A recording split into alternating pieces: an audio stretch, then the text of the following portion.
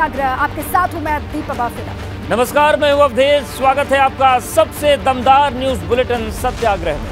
आज हम आपको दिखाएंगे अखिलेश और राजभर के बीच कैसे जारी है वार पलटवार। साथ ही आपको बताएंगे 31 जुलाई से आपके जेब पर क्या असर पड़ने वाला है। लेकिन सबसे पहले बात यूपी की राजनीति की आज की सबसे बड़ी खबर से शुरुआत करते हैं।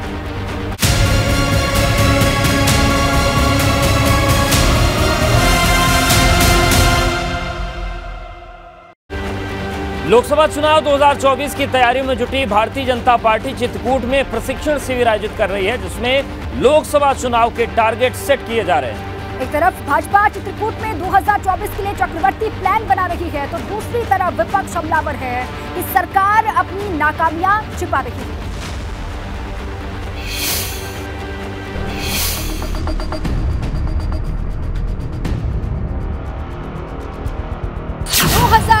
के लिए भाजपा का एक्शन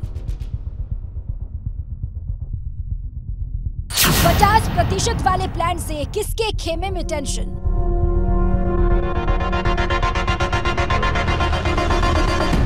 उत्तर प्रदेश में लगातार जीत का डंका बजाने के बाद भाजपा की नजर 2024 की लड़ाई पर है, जिसकी तैयारी भाजपा के शत्रप चित्रकूट में कर रहे हैं। उत्तर प्रदेश में भाजपा ने सभी 80 सीट जीतने का लक्ष्य तय किया है। चाहे दिव्य भव्य कुंभ में पैर धोने के माध्यम से, यानी उस सामाजिक समता से लेकर उस गरीब का आर्थिक, राजनीतिक, सामाजिक सम्मान मिलना चाहिए। 80 में 75 पहले जीते हैं, लेकिन अब 80 का लक्ष्य है, इसलिए ये पूरी कवायद की जा रही है। 2024 जीतेंगे और नरेंद्र मोदी जी को दोबारा प्रधानमंत्री बनाएंगे, यही चुनाव का हमारा एक्शन प्लान है। नहीं, ये बात तो सही है, आज ही लगभग नहीं बचा है कुछ तो, और इसलिए नहीं बचा है क्योंकि जनता से वो कटे हुए हैं। ये चित्रकूट से भाजपा की ललकार है, जिसमें 2024 में दिल्ली जीतने का हैट्रिक प्लान तैयार है। इतना ही नहीं, संकेत तो ये भी है कि 3 दिन के प्रशिक्षण शिविर में भाजपा ने 2027 के विधानसभा चुनावों की भी तैयारी शुरू कर दी है। 24 की भी हो रही है, 27 की भी हो रही है, 29 की भी हो रही है। तैयारियां तो निरंतर होती ही रहती हैं। पूरे 72 घंटे के मंथन में भाजपा ने चित्रकूट से अपना चक्रवर्ती प्लान जारी कर दिया है। एक तरफ जहां भाजपा आक्रामक रणनीति बना रही है, वहीं विपक्ष के नेता सरकार पर लगातार हमलावर हैं। सुना है चित्रकूट में भाजपा का प्रशिक्षण शिविर चल रहा है। शायद इसमें भ्रष्टाचार व ट्रांसफर पोस्टिंग की धांधली को छुपाने, रूठों को मनाने, बदहाल स्वास्थ्य सेवाओं, टूटते बुंदेलखंड एक्सप्रेसवे व महंगाई पर बहाने बनाने का प्रशिक्षण दिया जाएगा, जिससे भाजपाई जनता का सामना तो कर सके। भाजपा का शिविर 31 जुलाई तक चलेगा, जिसमें आखिरी दिन सीएम योगी आदित्यनाथ भी शामिल होंगे। लक्ष्मीकांत वाजपेयी को छोड़ के सभी लोग यहां पर पहुंच चुके हैं और इसके बाद अब सेशन की शुरुआत होगी। गरीब कल्याणकारी जन कल्याणकारी योजनाएं क्या है मोदी सरकार की विदेश नीति क्या है, राष्ट्रीय पुनर्निर्माण के लिए भारतीय जनता पार्टी ने क्या क्या किया है, ये तमाम ऐसे विषय हैं। मीडिया को कैसे मैनेज करना है। चित्रकूट में हो रही महा बैठक का दूसरा दिन समाप्त हो गया है, जिसके बाद प्रशिक्षण शिविर से सारे नेता पदाधिकारी गंगा आरती करने निकल गए और इस रास्ते को तय करने के लिए चुना गया ई-रिक्शा। देखिए संवाददाता रतीश की रिपोर्ट। देखिए डिप्टी सीएम बैठे हैं, उनसे बात करेंगे। देखिए पाठक जी, आपसे जानना चाहेंगे जी, बताइए संदेश क्या है। ई-रिक्शा में बैठ गए लोग, कहते हैं ड्रामाबाजी। तो एक तो हमारी पूरी सरकार और पूरी पार्टी पर्यावरण के प्रति समर्पित भावना से काम करके आदरणीय प्रधानमंत्री नरेंद्र मोदी जी की नीतियों को आगे बढ़ा रही है। दूसरी बात, हम सब एक साथ संवेद होकर के जा रहे हैं। इतनी बड़ी संख्या में गाड़ियां जाएंगी, हौच पौच होगा, डीजल जलेगा, कार्बन डाइऑक्साइड फैलेगा। हम सब पर्यावरण को संदेश देने के लिए जा रहे हैं। पर्यावरण के संदेश के साथ साथ सियासी संदेश कुछ नहीं है, सिर्फ देश हित में और देश को आगे बढ़ाने के लिए इसी पे विचार विमर्श हो रहा है। सभी मंत्री बहुत खुश हैं, केंद्रीय मंत्री हो, उप मुख्यमंत्री हो, राज्य सरकार के मंत्री हो। ये देखिए काफिला पूरा चल पड़ा है। ई-रिक्शे 40 ई-रिक्शे हैं और प्रशिक्षण वर्ग चल रहा है। 3 दिन हो गए प्रशिक्षण वर्ग में। 3 दिन प्रशिक्षण वर्ग के दूसरा दिन ये है और ये तस्वीरें आपको दिखाना बेहद ज़रूरी हो जाता है। और 2024 के लिए मेहनत इसी तरह करनी होगी। चित्रकूट से कैमरामैन पंकज निगम के साथ रतीश त्रिवेदी, एबीपी गंगा। और इस वक्त की बड़ी खबर का रुख करते हैं। उत्तर प्रदेश विधान परिषद चुनाव के लिए भारतीय जनता पार्टी ने 2 उम्मीदवारों के नाम की घोषणा कर दी है। भाजपा की तरफ से जारी की गई लिस्ट में निर्मला पासवान और धर्मेंद्र सिंह सेंथवार को प्रत्याशी घोषित किया गया है। समीकरणों के लिहाज से इन दोनों की जीत तय मानी जा रही है। तो भारतीय जनता पार्टी की ओर से घोषित दोनों उम्मीदवार पूर्वांचल क्षेत्र से आते हैं। यूपी एमएलसी चुनाव में उम्मीदवार बनाए गए हैं। धर्मेंद्र सिंह सेंथवार गोरखपुर से आते हैं, तो निर्मला पासवान प्रयागराज से आती है। दरअसल भारतीय जनता पार्टी ने लोकसभा चुनाव 2024 को ध्यान में रखते हुए पूर्वांचल पर फोकस कर रखा है। आपको बता दें कि सपा के नेता रहे अहमद हसन के निधन और ठाकुर जयवीर सिंह के इस्तीफे के बाद एमएलसी की दोनों सीटें खाली हुई थी, जिस पर 11 अगस्त को चुनाव होना है और जीत दोनों की तय है। तो 2 प्रत्याशी घोषित कर दिए गए हैं, तस्वीर भी आपको दिखा रहे हैं। और पूर्वांचल पर फोकस क्यों है, पूर्वांचल को केंद्र क्यों बनाया गया है, इसका अंदाजा और इसको समझ भी आप सकते हैं। सामने 2024 का चुनाव है और दोनों को ध्यान में रखकर ही 24 को ध्यान में रखकर के ही दोनों को मैदान में उतारा गया है। और ये जो आंकड़े हैं उससे अंदाजा आप लगा सकते हैं कि दोनों की जीत तय है, दोनों ही जीत जाएंगे, राह आसान दिखाई देती है। बिल्कुल, एक बार प्रोफाइल देख लेते हैं। देखिए, अगर हम बात करते हैं सेंथवार जी की, तो फरवरी 2018 में क्षेत्रीय अध्यक्ष की जिम्मेदारी उन्हें मिली। गोरखपुर क्षेत्र से आते हैं, गोरखपुर के रहने वाले हैं, पार्टी के पुराने कार्यकर्ता हैं और 2001 से 2009 तक भाजपा के महामंत्री रह चुके हैं। बड़ी भूमिका रही है संगठन में वो निभाते रहे हैं। तो इस लिहाज से जो भाजपा के प्रत्याशी हैं धर्मेंद्र सिंह सेंथवार, और देखिए अब जानिए निर्मला पासवान को, भाजपा की पुरानी और सक्रिय कार्यकर्ता हैं। इसके साथ ही साथ उनकी जो खासियत है, जिस वजह से पार्टी ने भरोसा उन पर जताया है, महिला मोर्चा में उन्होंने सक्रिय रहकर काम किया है और 2012 में प्रयागराज की सोराव सुरक्षित सीट से चुनाव लड़ चुकी हैं वो, और संगठन में महिला मोर्चा के कई अहम पदों पर उन्होंने काम किया है। भाजपा की पुरानी और सक्रिय कार्यकर्ता है। तो दोनों का पूरा प्रोफाइल क्या रहा है उसको लेकर जानकारी भी आपको दे रहे हैं और ये पूरी जानकारी हमने आपके सामने रख दी है। चलिए इसी पर और जानकारी लेते हैं। हमारे साथी चित्रकूट से रतीश जुड़ चुके हैं, उन्हीं के पास चलते हैं। वो लगातार वहां पर जो चिंतन शिविर आप कह लीजिए, प्रशिक्षण शिविर कह लीजिए, उस पर नजर बनाए हुए हैं और हर घटनाक्रम से आपको रूबरू करवा रहे हैं। रतीश का रुख कर लेते हैं। रतीश, देखिए ये आज दिन भर की तस्वीर क्या रही, सबसे पहले तो ये भी जरा समझाएं। और देखिए विधान परिषद के जो चुनाव होने वाले हैं उसको लेकर भी प्रत्याशियों का ऐलान कर दिया गया है। जो मंथन हो रहा है इस वक्त वो चित्रकूट में ही हो रहा है और 2024 के मद्देनजर पूर्वांचल पर फोकस इस बार किया गया है। रतीश,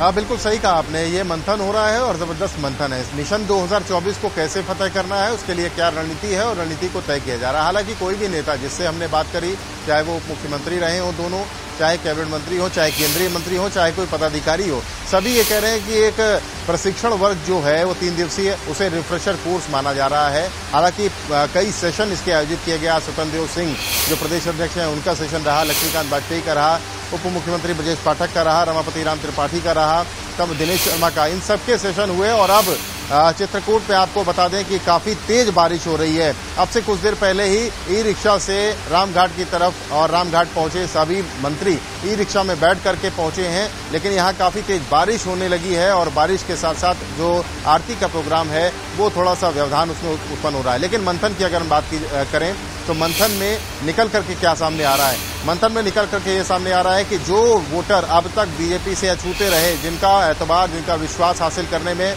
पार्टी कामयाब नहीं हुई है, 2024 से पहले उन वोटर्स को पार्टी से जोड़ा जाए, जिससे परसेंटेज ऑफ वोट काफी बढ़ाया जाए, 50% से ज्यादा वोट परसेंटेज लेके 2024 में जीत दर्ज की जाए। और खासतौर पर यादवों से, जो यादव वोटर है, जो जाटव वोटर है और जो पसमानदा मुस्लिम हैं, जो बीजेपी की तरफ थोड़े बहुत इंक्लाइंड रहते हैं, ऐसे वोटर्स पर फोकस करते हुए अपनी रणनीति को बीजेपी आगे बढ़ाने जा रही है।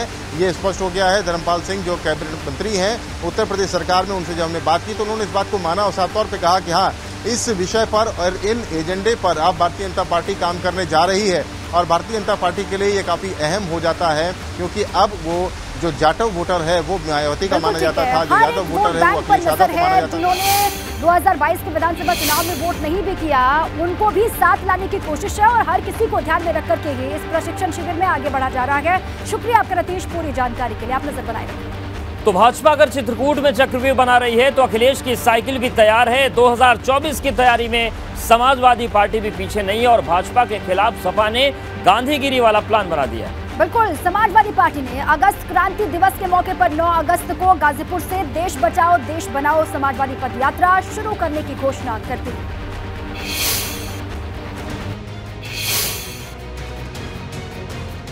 एक तरफ भाजपा की चुनावी चौपाल सजी हुई है तो दूसरी तरफ समाजवादी पार्टी ने 2024 के बिसात पर आगे बढ़ने के लिए गांधीगिरी का सहारा लिया है।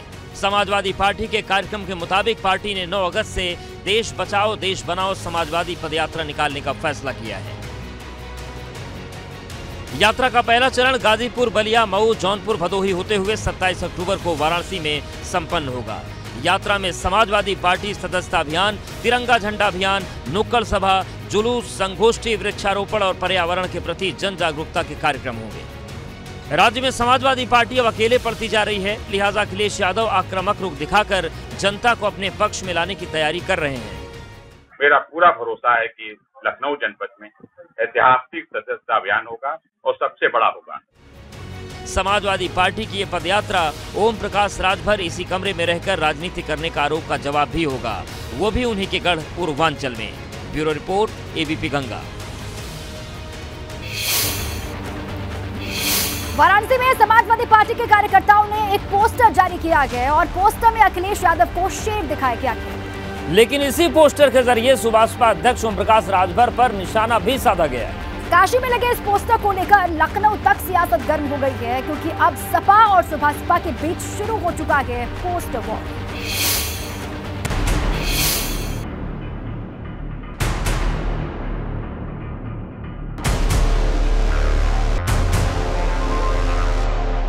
बयानबाज नेता ओम प्रकाश राजभर का विरोध समाजवादी पार्टी के यहाँ पर कार्यकर्ता कर रहे हैं। इन्होंने पोस्टर यहाँ पर चिपकाए हुए हैं और आज जो पोस्टर समाजवादी पार्टी के यहाँ पर कार्यकर्ता। वाराणसी में लगे इस पोस्टर ने उत्तर प्रदेश की राजनीति को गर्म कर दिया है। अखिलेश यादव और ओम प्रकाश राजभर के सियासी तलाक के बाद अब पोस्टर वार शुरू हो गया है। समाजवादी पार्टी कार्यकर्ताओं के लगाए गए पोस्टर में ओपी राजभर को गीदड़ और अरविंद राजभर को चूहा दिखाया गया है।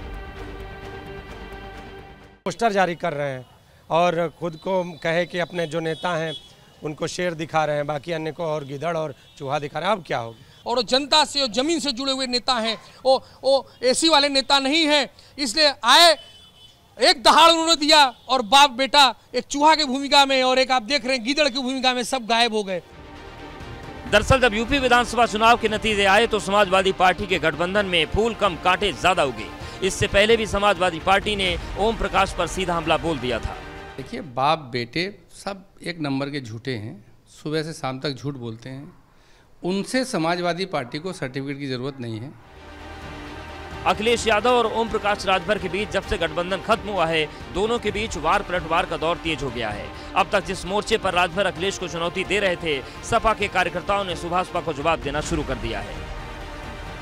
वाराणसी से एबीपी गंगा के लिए नीतीश कुमार पांडे की रिपोर्ट। और चलिए आगे बढ़ते हैं, आपको दिखाते हैं अभी तक की टॉप 7 खबरें।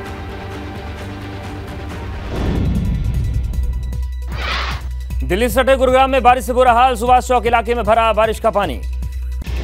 कर्नाटक के मंगलुरु में कई इलाकों में भारी बारिश, शहर से गांव तक भरा पानी, सभी स्कूलों में आज छुट्टी घोषित। आकाशीय बिजली गिरने से छत्तीसगढ़ के महासमुंद जिले में 5 लोगों की मौत, 6 घायलों को अस्पताल भर्ती कराया गया। मृतक के परिजनों को 4-4 लाख की आर्थिक सहायता देने की घोषणा। दिल्ली में लागू हो गई पुरानी शराब नीति, एलजी की सीबीआई जांच के आदेश के बाद केजरीवाल सरकार ने नई शराब नीति वापस लेने का फैसला किया। त्रिपुरा के अगरतला में केंद्रीय मंत्री स्मृति ईरानी के खिलाफ कांग्रेस का प्रदर्शन, प्रदेश युवा कांग्रेस के कार्यकर्ताओं ने ईरानी को बर्खास्त करने की मांग की है। हरियाणा सरकार करनाल में स्कूलों की देखभाल के लिए एक पायलट परियोजना शुरू करेगी, स्कूलों के आधुनिकीकरण के लिए अभियान चलेगा। पश्चिम बंगाल के कूच बिहार में बीजेपी कार्यकर्ता से मारपीट और उसके घर में हुई तोड़फोड़, टीएमसी कार्यकर्ता पर लगा आरोप। अब चलिए आगे बढ़ते हैं, खबर महोबा से है, जहां सांप और कुत्ते की लड़ाई कैमरे में कैद हो गई है। आप भी इसे देखकर हैरान रह जाएंगे। दरअसल इस लड़ाई में न तो सांप पीछे हटने को तैयार था और न ही कुत्ता कम पड़ने को तैयार था।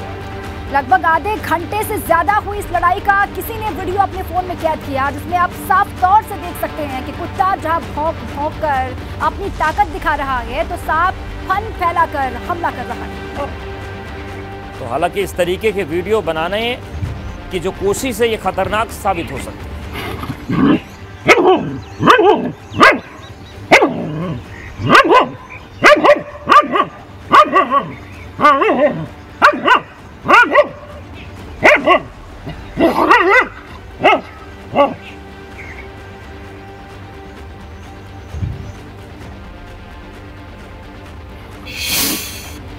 आगे बढ़ते हैं। जहरीली शराब कांड को लेकर एक सपा विधायक की मुश्किलें बढ़ गई हैं। जांच के बाद पुलिस ने सपा विधायक को मास्टरमाइंड बता दिया है और इसको लेकर अब सपा विधायक पर शिकंजा तेजी से कसा जा रहा है और पुलिस ने पूछताछ की तैयारी कर ली।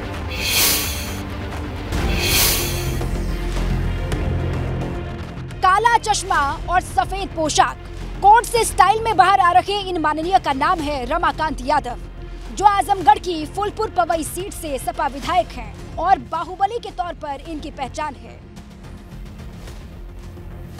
इन माननीय पर शिकंजा इसलिए कसा गया है क्योंकि इन पर आरोप है कि ये अपने इलाके में लोगों के बीच जहरीली शराब परोस रहे थे।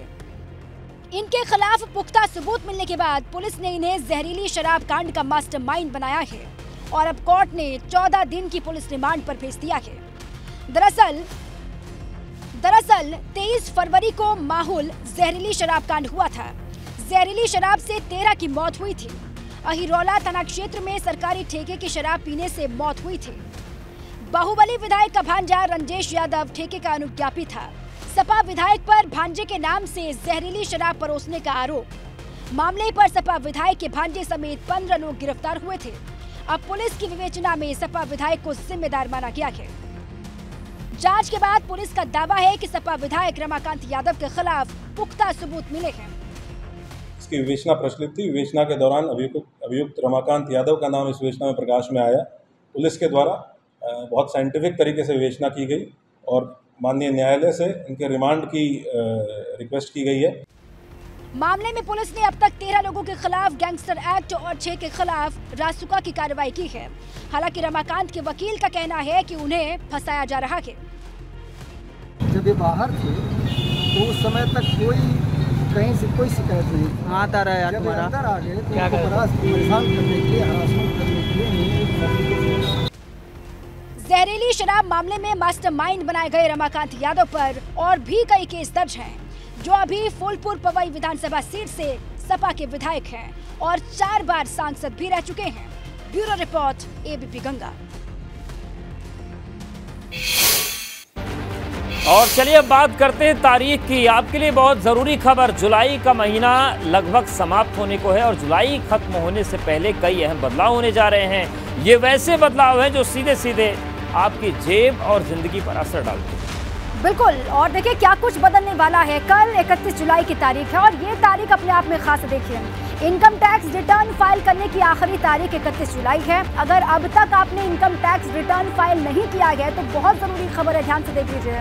31 जुलाई यानी कि कल से पहले आप कर लें, नहीं तो फाइन देना होगा आपको। मतलब आपके पास ITR फाइल करने के लिए अब सिर्फ आज और कल का वक्त बाकी बचा हुआ है। बिल्कुल, अब इसके बाद अब बताते हैं। अगर PM किसान सम्मान निधि योजना का आप लाभ लेते हैं, किसान हैं, तो प्रधानमंत्री किसान सम्मान निधि के लाभार्थी किसानों को अगर सरकार से 12वीं किस्त चाहिए तो फिर 31 जुलाई तक eKYC का काम आप निपटा लीजिए, वरना किस्त नहीं आएगी। बिल्कुल ठीक। और आगे बढ़िए। प्रधानमंत्री फसल बीमा योजना रजिस्ट्रेशन आखिरी तारीख है 31 जुलाई, कल की तारीख। और प्रधानमंत्री फसल बीमा योजना का फायदा लेने के लिए आपको अपनी फसल का बीमा करवाना होगा और इसकी रजिस्ट्रेशन कराने की आखिरी जो तारीख है वो भी कल की तारीख है, 31 जुलाई की तारीख है। और उसके बाद रजिस्ट्रेशन नहीं होगा और आप इस योजना से वंचित रह सकते हैं, इसलिए जरूर इसको करवा लें। तो ये किसानों की बात हो गई। अब चलिए हर घर की रसोई की बात करते हैं। सिलेंडर की कीमत बदल जाएगी। ऑयल मार्केटिंग कंपनियां 1 अगस्त से LPG सिलेंडर के साथ ही कमर्शियल सिलेंडर की कीमतों में भी बदलाव कर सकती हैं। कंपनियां प्रत्येक महीने की जो पहली और 16वीं तारीख है इसमें रसोई गैस की कीमत में बदलाव करती हैं, तो ये बदलाव भी देखने को मिल सकता है।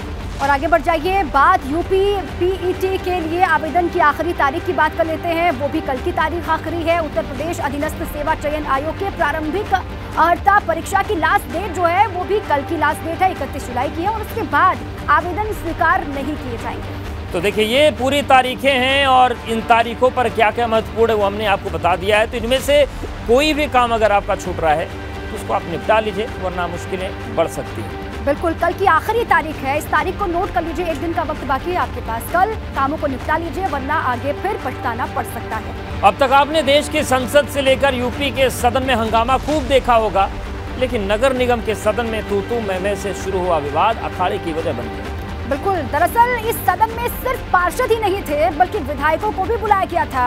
लेकिन यहाँ किस बात पर हंगामा हुआ, इसको बताती हुई ये पूरी रिपोर्ट आपको हम दिखाते हैं।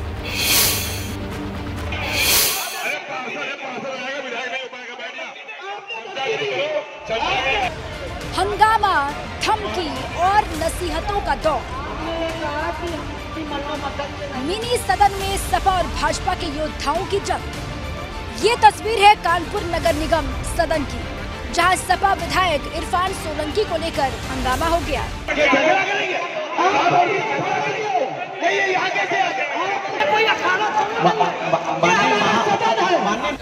दरअसल कानपुर की नगर निगम सदन में विधायकों को आमंत्रित किया गया था, जहां सपा विधायक इरफान सोलंकी के साथ अमिताभ वाजपेयी भी थे। लेकिन इरफान सोलंकी ने जैसे ही भाजपा पार्षद को नसीहत दी तो हंगामा शुरू हो गया। अपने अपने तरीके का विरोध करने का तरीका है, हमने सदन से लेके यहाँ तक सीखा है। हमारे साथी पार्षद जी भी हमें ज्ञान दे रहे थे, तो हम भी बता दें आपको कि हम आते हैं सदन में आते हैं अपनी अरे मान जाओ मेरे लाल, बैठ जाओ मेरे लाल। हंगामा बढ़ता देख इरफान सोलंकी की बात पर कानपुर की महापौर प्रमिला पांडे ने उन्हें नसीहत दे दी। आप हमारे सदन के आमंत्रित सदस्य हैं, आते हमने आपका स्वागत किया। हाँ, अगर विधायक अपने बात बिल्कुल सही है, विधायक की अपनी बात रखो। लेकिन बात यहीं पर खत्म नहीं हुई। इसके बाद तो विवाद इतना बढ़ गया कि सदन स्थगित करना पड़ा। ये कोई अखाड़ा हाँ तो आप करिए, यही तो हम लोग कहते हैं ना कि आप करिए। माननीय महापौर जी सदन आपने स्थगित किया ना, स्थगित कर दिया ना, आप स्थगित कर दिया ना। क्या करोगे, मार करोगे? नहीं महापौर जी स्थगित कर दिया।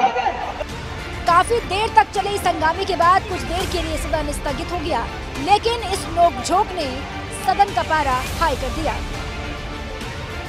Bureau report, ABP Ganga. UP में बाढ़ और बर्बादी का काउंटडाउन शुरू हो चुका है। आलम यह है कि अधिकतर नदियां अब तबाही की तरफ बढ़ रही हैं। यूपी में सबसे ज्यादा खतरा नदी किनारे रहने वालों के लिए बढ़ गया है, जिसने सबकी टेंशन बढ़ा दी है।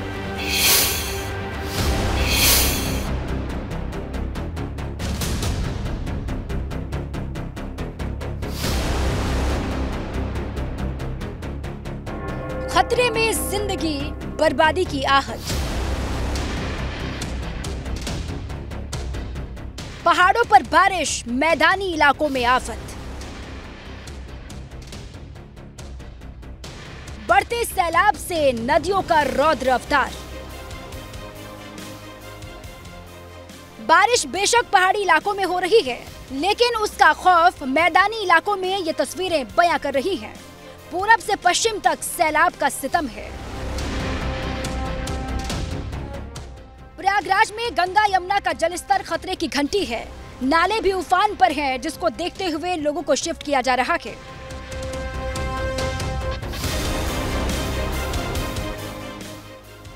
पहाड़ियों पर बारिश से सहारनपुर में भी आफत बढ़ गई है। लोग जान खतरे में डालकर सैलाब को पार कर रहे हैं। सहारनपुर में लगातार हथनी कुंड बैराज से पानी छोड़ा जा रहा है, जिसने जिंदगी को मुश्किल में डाल दिया है। गोंडा में भी बाढ़ जैसे हालात बने हैं। यहाँ गिरजा, शारदा और सरयू बैराजों से पानी छोड़े जाने के बाद घाघरा नदी खतरे के निशान के पास पहुँच गई है, जिसकी वजह से गोंडा, बहराइच, बाराबंकी और अयोध्या जिलों में खतरा बढ़ गया है। प्रशासन ने भी एक्शन मोड पर सभी तैयारियां पूरी कर ली हैं। बागपत में भी यमुना का जल स्तर डराने लगा है।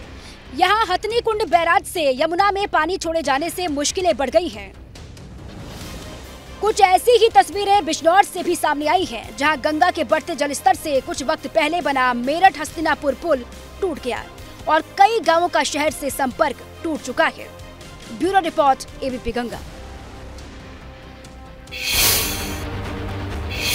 देश को आजाद हुए लगभग 75 साल होने जा रहे हैं, लेकिन भारत के अभी कई इलाके ऐसे हैं जहां आज भी बदहाली ही बदहाली है। यूपी के बुंदेलखंड से ऐसी तस्वीर सामने आई है, जहां आज भी बच्चे जान जोखिम में डालकर पढ़ाई करने को मजबूर हैं।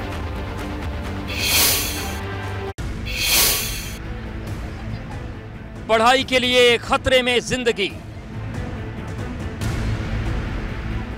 नदी में नाव एक, सवारी अनेक।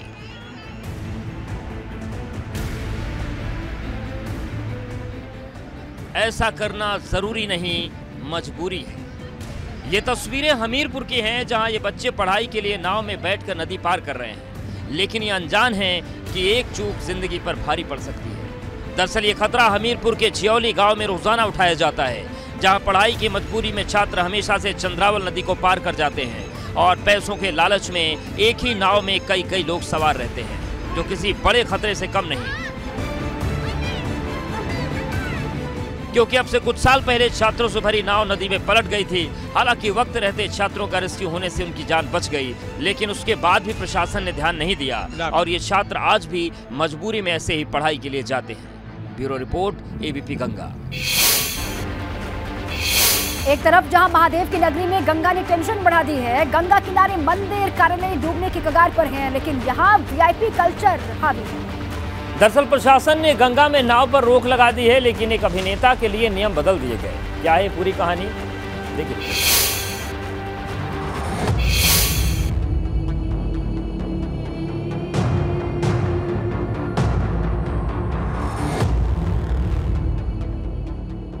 पहले आप वाराणसी का हाल देखिए। धीरे धीरे गंगा घाटों को आगोश में ले रही है। तेजी से बढ़ते जलस्तर की वजह से गंगा में नाव पर बैन लगा दिया गया है, लेकिन अब इस आदेश पर सवाल खड़े हो गए हैं। सवाल खड़े होने की वजह आम और खास आदमी है। आम लोगों के लिए जहां नाव पर बैन है, वहीं बॉलीवुड के मशहूर एक्टर मिथुन चक्रवर्ती यहां नौका विहार करते हुए देखे गए हैं। खबर है कि उन्हें इसके लिए डीएम साहब से इजाजत मिली थी। खबरों की माने तो अभिनेता मिथुन चक्रवर्ती फिल्म की शूटिंग के लिए काशी आए हुए हैं। बांग्ला फिल्म प्रजापति की शूटिंग के लिए वाराणसी दौरे पर आए हुए हैं मिथुन चक्रवर्ती। वाराणसी में 80 घाट पर मिथुन चक्रवर्ती ने फिल्म की शूटिंग की। काफी देर तक 80 घाट पर मिथुन चक्रवर्ती ने शूट किया। गंगा में 2 नौका के जरिए फिल्म की शूटिंग की गई, लेकिन अब इस तस्वीर को लेकर सवाल खड़े हो रहे हैं कि आम और खास के लिए आदेश कैसे बदल जाते हैं। एबीपी गंगा के लिए वाराणसी से नीतीश पांडे की रिपोर्ट। स्मार्ट सिटी का नाम सुनकर अपने मन में अच्छा ख्याल जरूर आता होगा, लेकिन हकीकत देखेंगे तो सिर पकड़ लेंगे। बिल्कुल, क्योंकि स्मार्ट सिटी की हालत जब बद से बदतर हो जाए तो सवाल खड़े हो जाते हैं। यूपी की स्मार्ट सिटी का हाल दिखाती हमारी ये रिपोर्ट आपको देखनी चाहिए। क्या स्मार्ट सिटी ऐसी होती है? स्मार्ट सिटी के नाम पर विकास की गंगा देखिए। ये तस्वीरें फिरोजाबाद की हैं, जहां हल्की बारिश में ही लोगों की जिंदगी नर्क जैसी हो जाती है। यहां लोग न चाहकर भी सालों से ऐसे ही जीने को मजबूर हैं। यूं तो फिरोजाबाद को नगर निगम हुए 8 साल हो गए और अब इनकी गिनती स्मार्ट सिटी में होती है, लेकिन फिरोजाबाद के रहीम नगर, किशन नगर, द्वारकापुरी, मोमिन नगर इलाके में जाएंगे तो हालत खस्ता हो जाएगी। परसों से ही पानी गिरा है, जो परसों से भरा हुआ है और यहाँ पीछे पानी बहुत टाइम से भरा हुआ रहता है। नगर निगम की तरफ से कोई वो नहीं होती, कोई सुनवाई नहीं हो रही। आते हैं कह जाते हैं, फिर आते नहीं बाद में। निकलने की वो ट्रोलियाँ लगा देते हैं, बराबर आओगे कोई व्यवस्था करते नहीं है। यहाँ नगर निगम में आने वाले इलाके बदहाली के आंसू रो रहे हैं। जल भराव की वजह से पिछले साल यहाँ डेंगू के कहर से 60 से ज्यादा बच्चों की मौत हो गई थी। इस बार भी स्वास्थ्य विभाग की टीम को कई जगह डेंगू का लार्वा मिला है, जिसके बाद साफ सफाई और छिड़काव कराया जा रहा है। नई आबादी है जो अभी नगर निगम के अंतर्गत सम्मिलित हुई है, वहाँ भी हम लोग ने प्रोजेक्ट्स लिए हैं और जल्द से जल्द हम लोग का ये प्रयास है, पूरी जितनी भी हमारी इंजीनियरिंग विभाग की टीम है, हम लोग ये सुनिश्चित करा रहे हैं कि वहाँ पे भी मूलभूत सुविधाएं हम जल्द से जल्द प्रोवाइड कराएं ताकि लोगों को कोई समस्या नहीं हो। बेशक डेंगू को लेकर सावधानी बरती जा रही है, लेकिन सवाल ये है कि करोड़ों के खर्च के बाद भी हर बार हालात ऐसे क्यों हो जाते हैं। हालांकि इलाके में डेंगू का लार्वा मिलने के बाद अब स्वास्थ्य विभाग भी अलर्ट मोड पर है। दस्तक अभियान में हमारी आशा घर घर जा रही हैं, आंगनबाड़ी जा रही हैं, टीएनएम जा रही हैं, टीम जा रही हैं, साथ साथ मलेरिया के लोग भी जा रहे हैं और हमारे सभी डिप्टी सीएमओ, सभी एसीएमओ, पूरी टीम हमारी लगी है।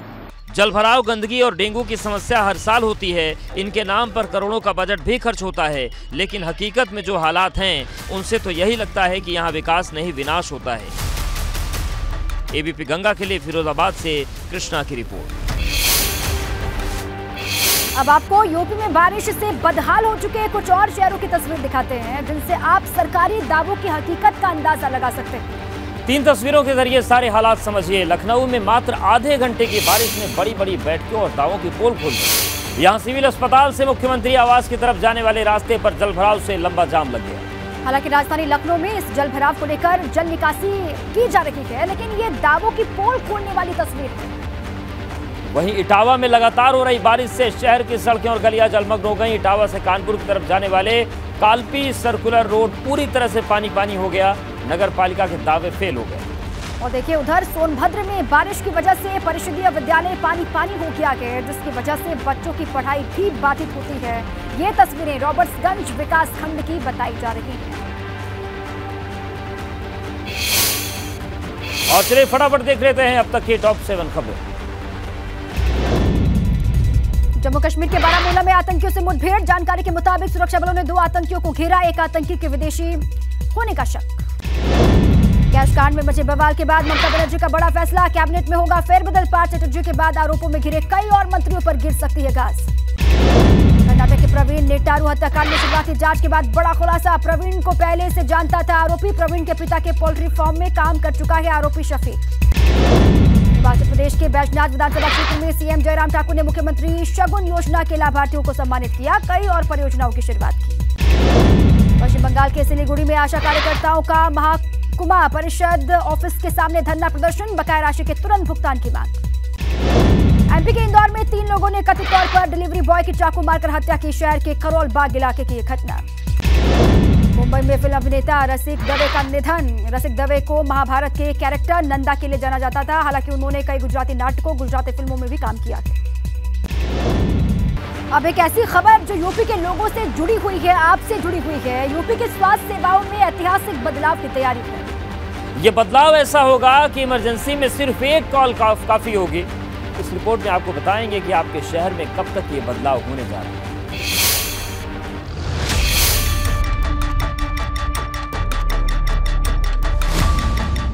यूपी में इलाज के लिए क्रांतिकारी तैयार।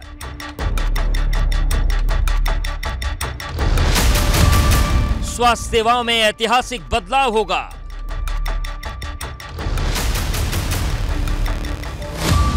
एक कॉल और फौरन मिलेगा इलाज।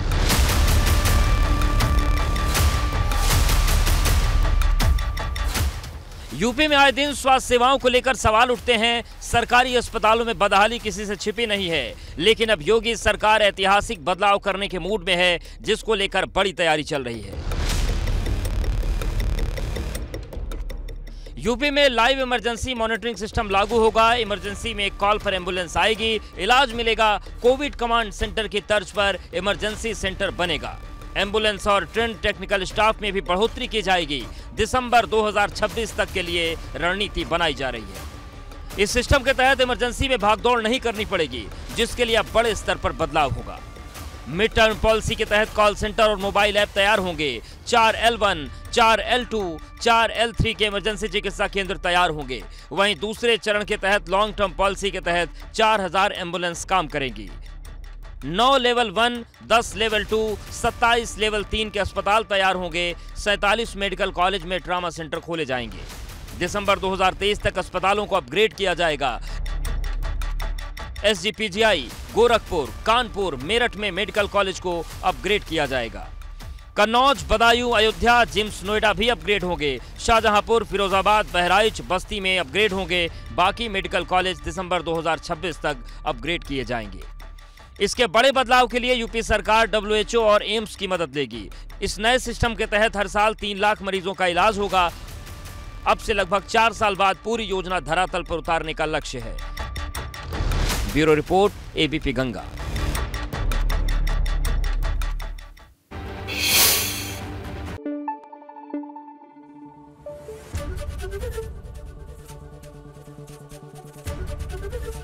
ABP गंगा, खबर आपकी, जुबान आपकी।